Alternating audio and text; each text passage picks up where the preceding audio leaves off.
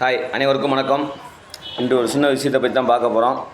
ஒரு 4 நாளைக்கு முன்னாடி கோயம்புத்தூரில் வந்து ஒரு பெண் வந்து கூட்டு பாலியல் பலாத்காரம் பண்ணப்பட்டிருக்காங்க. அதுக்கு இங்கே இருக்கக்கூடிய எந்த ஒரு அரசியல் தலைவர்களும் ஒரு சின்ன கண்டனம் கூட தெரிவிக்கல.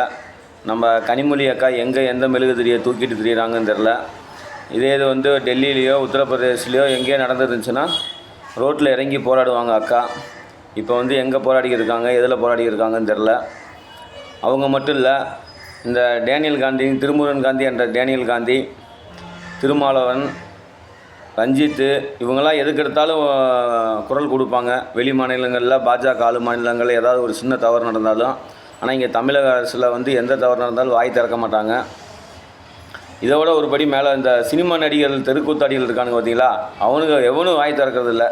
இது வந்து பீகாரில், உத்தரப்பிரதேசில், டெல்லியில் இது மாதிரி நடந்துருச்சுன்னா அவனுங்க குதிக்கிற குதியே தனியாக இருக்கும். இந்த திமுக ஆட்சி 4.5 வருஷத்தில் எந்த நடிகரும் வாய் திறக்கிறதில்ல. ஆனால் அதுக்கு முன்னாடி பார்த்தீங்கன்னா ஒரு சின்ன சின்ன விஷயத்துக்கு கூட வாய் திறப்பானுங்க. நடுநிலை நக்கிகள்னு சொல்லக்கூடிய எவனும் வாய் திறக்கிறதில்ல. இதில் நேற்று ஒரு திமுக எம்எல்ஏ பேசுகிறாரு. இரவு அந்த நேரத்தில் வந்து ஆள் நடமாட்டம் இல்லாத அந்த இடத்துல வந்து அந்த பெண்ணுக்கு என்ன வேலைன்னு கேட்குறாரு. அப்போ தமிழக அரசும் தமிழக காவல்துறையும் சொல்லிட வேண்டியதானே, இரவு 7 மணிக்கு மேலே வந்து எந்த பெண்ணுக்கும் யாருக்கும் பாதுகாப்பு கொடுக்க முடியாத வக்கற்ற நிலையில் தான் நாங்கள் இருக்கோன்னு சொல்லிட வேண்டியது தானே.